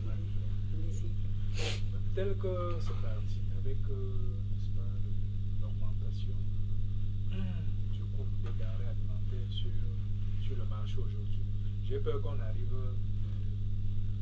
dans un temps soit peu, n'est-ce pas, à une crise alimentaire au Cameroun. Et on ne sera pas loin de la crise de 2008. Lorsqu'on observe la flambée des prix, vraiment, c'est devenu la catastrophe. J'ai vu le chef des chefs du terroir de la localité de la Mifi demander à des mamans de ne plus vendre leur maïs. Parce qu'il est inconcevable que vous vendez le seau de maïs à 2000. Mais vous n'êtes pas incapable d'acheter l'huile raffinée et l'huile rouge. Donc maintenant, oui, c'est-à-dire que cette manière de souffrir, d'investir au champ, de récolter, et vous ne pouvez pas acheter des produits manufacturés qui viennent de l'extérieur. Et ça, c'est sérieux. Et aujourd'hui, on est arrivé à une augmentation telle que le riz qu'on achetait à 400, c'est plus 400, c'est 600. Tout à fait. La farine a augmenté, les boulangers même plus ou moins ne s'en sortent plus. J'étais avec une vendeuse de Béni qui disait qu'elle achetait le riz il y a quelques mois à 19 000, les gros bidons. Oui. Mais aujourd'hui, c'est passé à 25 000. Oh là là. Donc maintenant, la conséquence, c'est quoi? pour essayer, n'est-ce pas, d'entrer, d'avoir un peu de gain, il va falloir, n'est-ce pas, diminuer la forme du beignet. Le beignet qui pesait peut-être qui avait un certain tonnage ne peut plus être le même. Donc voilà la conséquence réelle. Premièrement, pour qu'elle puisse s'en sortir à cause de cette flambée des prix. Donc il y a des choses pour lesquelles moi j'ai dit toujours que j'ai l'impression que ceux qui nous gèrent, j'ai l'impression qu'après ça, ils iront vivre dans une autre planète. Peut-être ils iront vivre en Mars. Parce qu'on est soucieux en réalité des rien. Lorsqu'on voit les différentes crises qui minent notre pays, surtout la guerre dans le Nord, moi j'ai toujours le sentiment qu'il y a des gens qui gagnent beaucoup, n'est-ce pas, que cette guerre a perdu. Qu'est-ce qui était beaucoup plus, qu'est-ce qui a été difficile n'est-ce pas, de mettre autour d'une table les ténors de cette guerre et de discuter, de ramener la paix au Cameroun. Pourquoi est-ce qu'on est arrivé à une option militarisée, une option de guerre? Et maintenant, quand un conseil comme celui-ci, je dis toujours que c'est des conseils budgétivaux, parce que les problèmes réels ne sont pas soulignés là-bas. Au terme d'un conseil pareil, on devait dire, nous avons interpellé le gouvernement, n'est-ce pas, à mettre fin à cette guerre dans le Nozo, en appelant les protagonistes autour de cette guerre à réellement dialoguer pour que parce que c'est nous les jeunes qui mourrons. Nous avons des jeunes militaires, des policiers, des gendarmes, des civils qui meurent tous les jours, c'est toujours des enfants. On arrive, n'est-ce pas, à des exactions de toutes sortes dans toutes ces zones-là. Donc c'est de ça qu'il était question. Maintenant on fait des séminaires budgétivaux et puis on vient là-bas, on n'arrive pas à donner un bilan élogieux. Nous tous nous voulons la paix. On recherche la paix d'ailleurs. La paix c'est le facteur du développement. Sans paix on ne peut pas se développer. Comment est-ce qu'on peut avoir des investisseurs extérieurs au Cameroun s'il n'y a pas de paix? Aujourd'hui, plus que jamais, les guerres, des zones sinistrées telles que le Nozo, par exemple, une multinationale comme les brasseries, les Guinness ne peuvent plus fonctionner là-bas. Comment est-ce que vous allez vous aventurer dans les bouches là-bas? Le deuxième plus gros employeur du Cameroun a arrêté de fonctionner depuis. La CDC a arrêté complètement de fonctionner. Donc on est totalement perdant. Et c'est aussi les éléments sur lesquels les facteurs d'instabilité. Quand vous avez des pères de famille qui travaillent quelque part et ils deviennent sans emploi, vous voulez que ça devienne comment? Ces enfants ils ne peuvent pas fréquenter, ils deviennent automatiquement des brigands. Comment est-ce qu'on peut avoir faim et être en paix? Comment est-ce qu'on peut être désœuvré et être en paix? Donc, les éléments de l'instabilité sont autour de nous. C'est même nous-mêmes. Parce que moi, si j'ai faim là, je vais changer de position rapidement. Je ne peux pas avoir faim et rester tranquille. Voilà. Je suppose peut-être nous-mêmes, on a encore cette capacité d'avoir de quoi manger. Mais beaucoup de ceux qui sont déportés de la crise anglophone, beaucoup de ceux qui sont, n'est-ce pas, acheminés au Tchad à cause de cette crise récente et ainsi de suite. Les différentes crises qui persistent dans notre territoire, c'est des éléments d'instabilité. On ne peut pas avoir la paix dans des conditions pareilles. Tant que le gouvernement ne doit pas avoir une planification qui va permettre aux Camerounais d'avoir le minimum au quotidien, ce serait très difficile. Parce que parfois les gens débattent des choses pour lesquelles on se demande si on vit dans le même pays. Bafoussam aujourd'hui bénéficie des infrastructures routières à cause de la canne. Mais Bafoussam est resté 30 ans, 40 ans dans un délabrement qui ne disait pas son nom. Moi-même, j'ai l'impression qu'il faut que chaque 2 ans, le Cameroun organise encore le Coupe d'Afrique. Pour que davantage on ait des infrastructures sous ce régime. Mais sinon, on n'aura rien. Voilà. Merci. Voilà. Merci, M. Lélé. Pour sortir définitivement, M. Nancio, je vais sortir par vous avec la question de savoir si le fait de plaider pour la paix dans les villes qui ne vivent pas la paix, ne vivent pas cette instabilité, a également le sens, puisque on plaide pour la paix, mais on est quand même loin de ces villes-là qui sont atteintes. Est-ce que ça ne serait pas judicieux d'aller dans ces villes où servit ces crises pour passer le message? Oui, évidemment, c'est ce qu'on aurait souhaité, que ça se fasse aussi de ce côté-là. Bon, on espère que le message est passé. On espère qu'ils Quel message? Parce que, et puis, ce n'est pas seulement hier. Le Premier ministre était dans les 2 zones pour prêcher la paix. Pour prêcher la paix, pour demander aux jeunes de se regrouper, de sortir de la brousse et de revenir travailler. Le message de la paix se fait tous les jours dans cette zone-là, puisque les autorités qui y sont, s'ils n'appellent pas ces jeunes, s'ils ne demandent pas aux jeunes qui sont au quartier, qui ne veulent plus aller en ville travailler, de sortir, ils vont gouverner qui? Personne. Le gouverneur, les différents gouverneurs, les maires, ils sont à pied d'œuvre tous les jours pour le faire. Le gouvernement également, le chef du gouvernement, le Premier ministre, il était dans la zone. Les autres y descendent régulièrement. Maintenant, pour le cas de la célébration de la du 12e anniversaire de la jeunesse,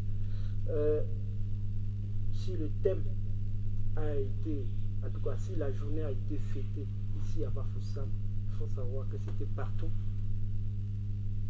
au Cameroun, même dans les zones de crise. Et dans les zones de crise, il faut dire que ça a été plus qu'ici même, plus qu'ailleurs. Le niveau de célébration a été élevé dans ces zones-là, puisqu'on a besoin de voir ces jeunes-là revenir dans les villes, revenir dans la société sans crainte. Donc, on ne peut pas dire qu'ils n'ont pas, on n'a pas célébré ça dans cette zone. Le délégué de l'Ouest a célébré à l'Ouest, au sud-ouest, même chose, au nord-ouest, à l'extrême nord, à l'est. Vous êtes sûr que le délégué du nord-ouest réside là-bas? Il vit là-bas? Mais il n'est pas là, il est où? Il est donc où? Ça ne fonctionne plus. Il y a beaucoup de fonctionnaires qui ont des bon, quand vous dites, regardez le sud-ouest. Quand vous me demandez qui a interpellé. Attendez, est-ce que vous-même vous êtes sûr? C'est ce qui m'étonne. Mais c'est le délégué, c'est le gouverneur de la région du sud-ouest. Il a interpellé des fonctionnaires qui n'étaient pas à leur poste de revenir, y compris des sous-préfets et plein de fonctionnaires. Oui, sinon, mais pour ce cas, sinon il devrait avoir des sanctions. Effectivement. Bon, maintenant, pour ce cas, est-ce que là-bas, à gauche, à droite, là, moi je ne pense pas que ça s'est célébré. Bon, vous ne pensez pas, mais vous n'êtes pas sûr. C'est aussi ça. Donc, mais quand on est à la recherche de la paix, vous-même vous avez dit. Pour moi, la célébration ne doit pas être sur un côté festif. Parce qu'on parle de célébration. Non, c'est-à-dire, on s'organise, on s'assoit pour voir dans quelle mesure trouver la paix. Solutionner des problèmes. Oui, effectivement. Mais il faut dire ceci. D'ailleurs, vous-même, vous avez dit que tout le monde veut la paix au Cameroun. Si on passe le temps à dire que rien ne fait, on ne peut pas avancer, ce qu'on a proposé n'est pas bon. Un jeune qu'on pouvait sauver, c'est-à-dire en disant que sort de la brousse, viens avec nous, viens travailler, il va seulement dire qu'on vient de dire que rien n'est fait, comment il doit sortir. Le gouvernement est là, même si le gouvernement ne fait pas ce que tu voulais. Mais toi-même aussi, qu'est-ce que tu fais? Si on te tend le micro, on dit parle aux jeunes qui sont au champ, qui ont fui la ville, leur maison pour aller au champ combattre. Qu'est-ce que tu dois leur dire? C'est ça.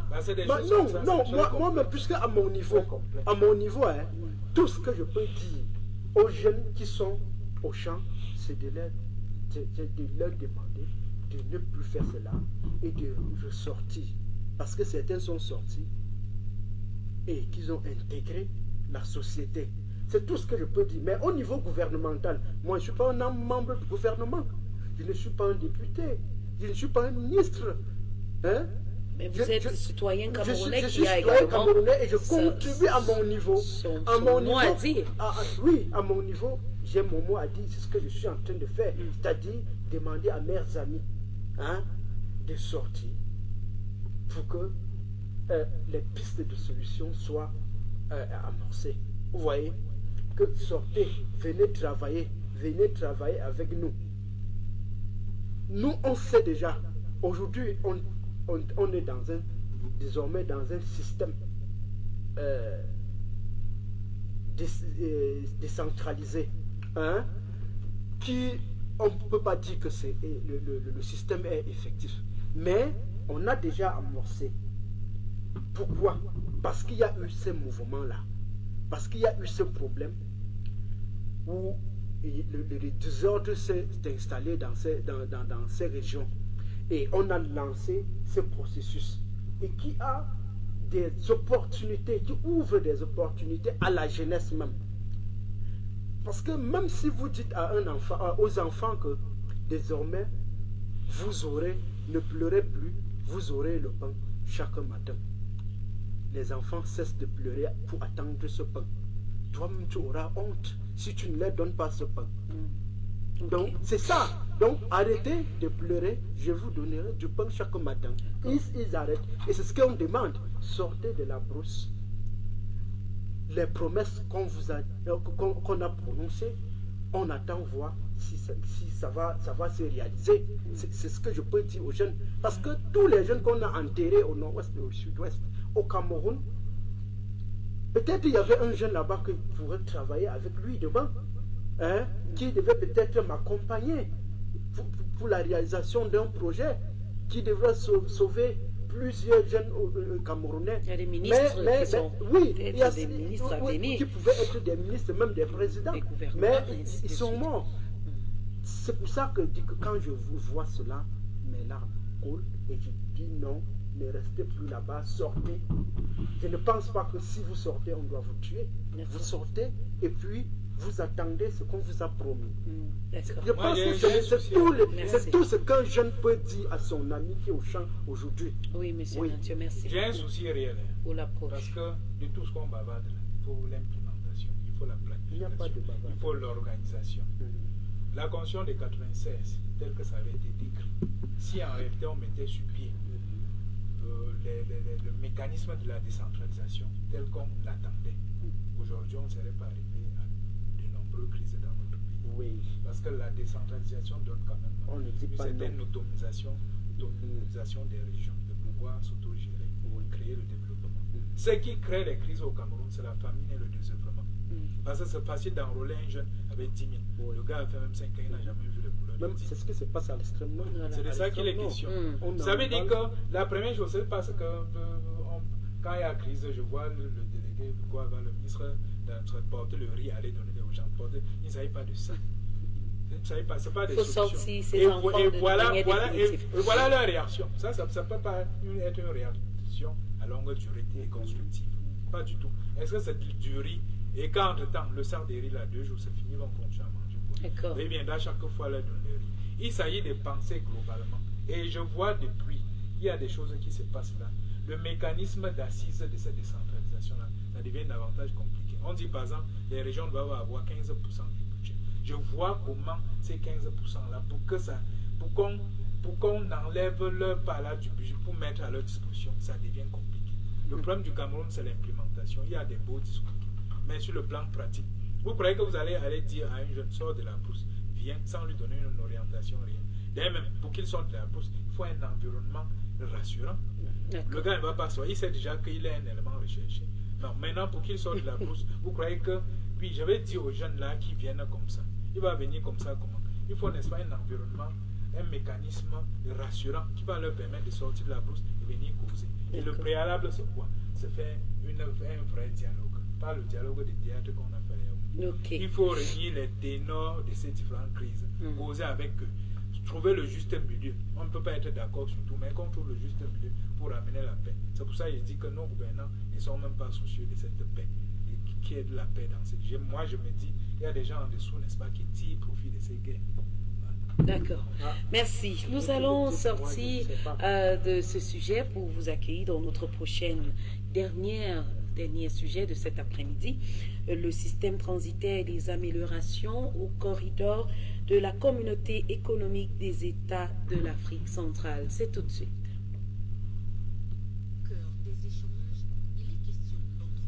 Une amélioration notoire dans le cadre des modalités de gestion des corridors de transport dans la sous-région CEAC. Le coordonnateur général du bureau de gestion du fret terrestre et sa délégation ont été reçus en audience à cet effet par le président de cette commission à Libreville au Gabon, avec pour mission de rendre plus efficace et rentable la gestion des corridors de transport au sein de la zone CEAC. Un pas encore plus crédible pour le Cameroun de pouvoir renforcer la sécurité sur le transit international afin de faciliter la libre circulation sereine des personnes et des biens dans la sous-région CEAC pour une effectivité de libre-échange. Les instruments de facilitation permettront d'élaguer considérablement les aléas que rencontrent les opérateurs économiques, aussi bien publics que privés, au sein de la sous-région, en essayant de mettre en place la réduction des coûts et des délais. Nous avons tous les axes de l'intégration régionale. L'idée de la Commission, c'est d'étendre cette activité de BGFT à tous les 11 États de la région. Effet de concrétisation, la signature de partenariat entre les deux organismes colossaux au centre de ce projet de bonne gouvernance, dont l'implémentation est prévue dès janvier 2022, pose ses jalons dans le besoin de fluidifier les échanges, le transit et la circulation au sein de la CEAC, avec pour principale locomotive la sécurisation des corridors ainsi que l'accès aux frais de transit à travers le fret terrestre. Voilà, très chers téléspectateurs, vous êtes toujours sur la NGTV, c'est dossier de presse. Monsieur Nancio, je vais me tourner une fois de plus vers vous avec la question de savoir le système transitaire et les améliorations dans ces corridors qui, ma foi, avec le temps, a beaucoup créé des problèmes parce qu'il y a beaucoup de personnes qui ont des difficultés à quitter d'un pays à l'autre, surtout dans la zone de l'Afrique centrale, qui est plus difficile que d'aller en Afrique de l'Ouest. Comment expliquer cela? Comment justifier cela? Oui, c'est toujours le problème de la libre circulation des personnes et des biens dans cette zone où il y a plusieurs barrières douanières qui empêchent les opérateurs économiques de circuler librement, de transporter librement les produits d'un pays à un autre. Donc là, il s'agit des initiatives qui vont leur permettre de ne plus rencontrer tous ces gens qui les stoppent à touche à chaque 6 minutes pour leur demander des taxes douanières et qui ne sont pas parfois régularisés. Et donc, il s'agit d'une méthode qui permet d'encadrer le secteur, d'encadrer les corridors de l'Afrique centrale. Et également, il y a un pan sécuritaire qui permet de mieux contrôler. Vous savez, aujourd'hui, il y a ce phénomène de coupage de route qui ne donne pas qui ne donne pas la paix à nos opérateurs économiques qui circulent dans la zone Afrique centrale pour la recherche des marchandises. Donc, le côté sécuritaire est un côté très sensible qu'il faut de temps en temps veiller à ce qu'il soit très fonctionnel et qui perdure. Sinon, l'Afrique centrale va toujours avoir des fuites de biens et puis les personnes, les opérateurs économiques qui perdent leur vie au bout du chemin juste parce qu'ils ne cherchent qu'à développer l'économie de l'Afrique centrale. Et il faut également dire que la cause de tout cela, comme nous venons de le dire, c'est justement parce que sont un peu réticents au vivre ensemble qu'on recherche dans l'Afrique centrale. On dit que si vous voyez par exemple un Camerounais qui part à Cotonou par exemple chercher de la marchandise, il faut être dur avec lui. Ou peut-être celui qui vient au Cameroun pour chercher de la marchandise, on dit bon, il vient d'ailleurs et puis on essaye de lui prendre un peu d'argent plus que s'il était un Gabonais ou donc c'est un peu ça, c'est de ça qu'il s'agit. Et il faut régulariser, il faut harmoniser, il faut sécuriser le secteur pour que les choses marchent. On espère que toutes les résolutions seront mises sur pied pour que le secteur fonctionne normalement. D'accord.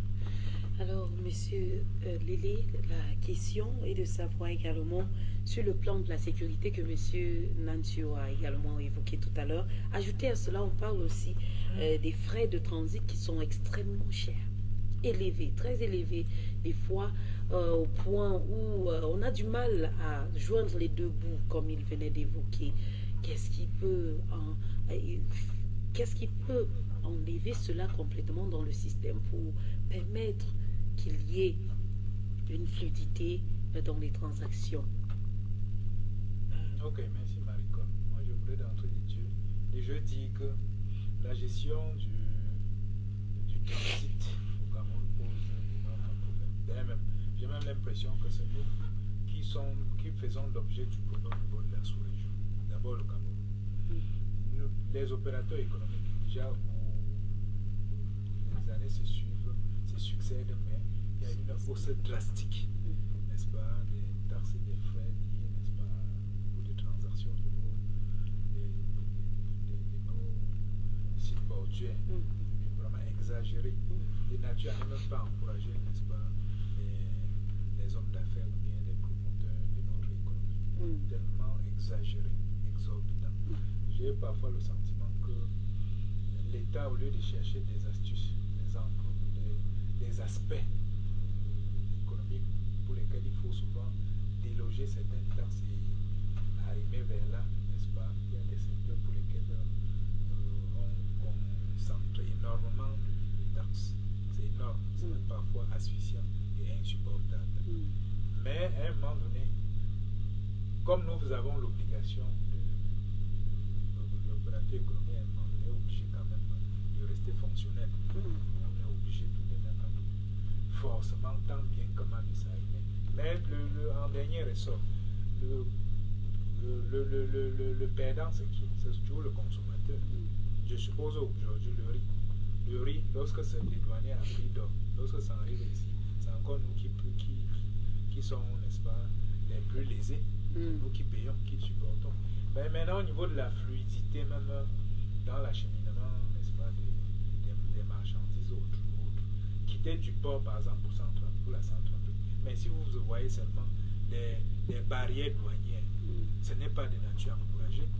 Je connais 2 personnes qui ont transité par le Bénin pour amener des voitures ici au Cameroun.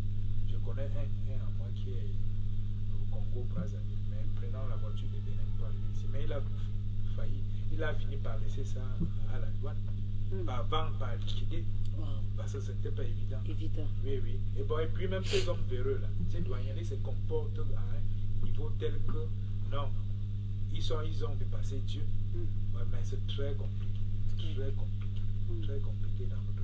Il dit le problème là, c'est la gestion du transit. Ça se pose d'abord au niveau du Cameroun. Oui. À un niveau, c'est asphyxiant. La fluidité même dans le transit. À un moment donné, c'est les Centrafricains qui se plaignaient. Je crois, c'est les Centrafricains.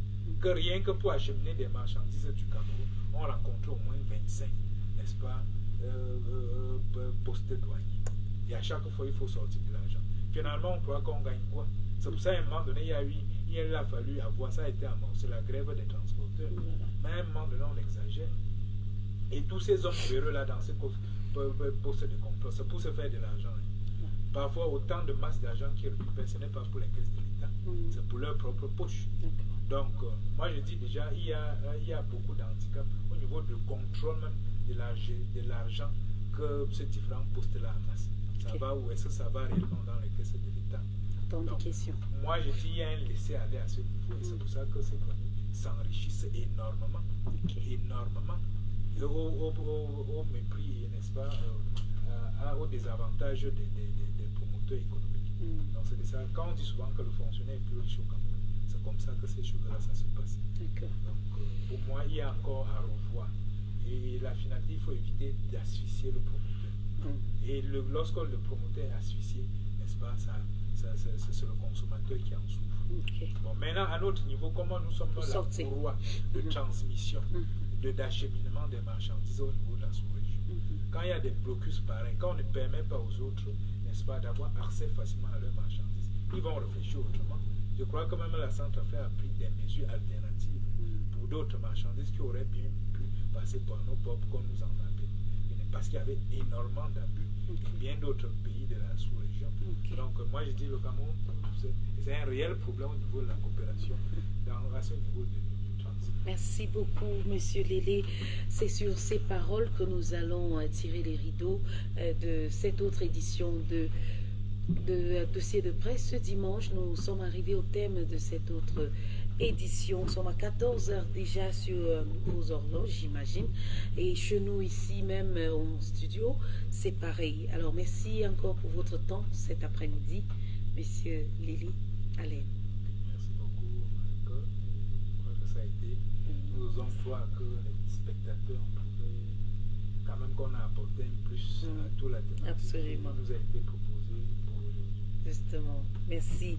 On espère vous avoir encore et encore dans les jours à venir si vous avez un peu de temps pour nous. Merci encore pour votre disponibilité. Monsieur Nantio, merci aussi pour votre temps ce jour et merci d'avoir honoré notre invité. C'est moi qui vous remercie. Merci au grand frère pour les échanges qu'on a eus. On a appris. On a aussi donné. Oui, on aimerait que ce soit ici pour qu'on arrive aux solutions qui peuvent aider le Cameroun à avancer.